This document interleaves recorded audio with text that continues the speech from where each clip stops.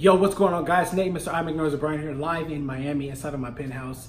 I told myself I wanted to do a video today because I was having a conversation with a couple of people over the last couple of days, and one thing that I found that is deterring people from becoming successful in their business is forgiveness, right? Is this big word sometimes that collapses everything into your business, right? The word forgiveness. So just real quick, remember, I failed in business for about 4 years before I ever had any type of success. The most money I ever made was $13.24, right?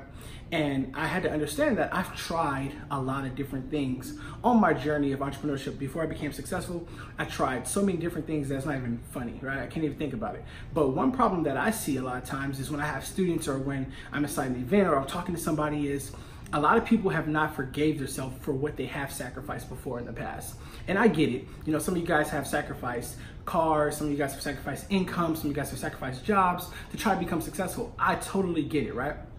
And the problem is when you don't become successful in your first sacrifice or your second sacrifice, you begin to start to think that entrepreneurship is not for you. Well, before you can accept, right, the greatness that you have inside of you, you have to accept the journey, right? The journey is not always promised to look good. It's not always promised to look great, right? It's not always promised to look the way you want it to look, right? But it is promised to be an amazing journey at the end of the day.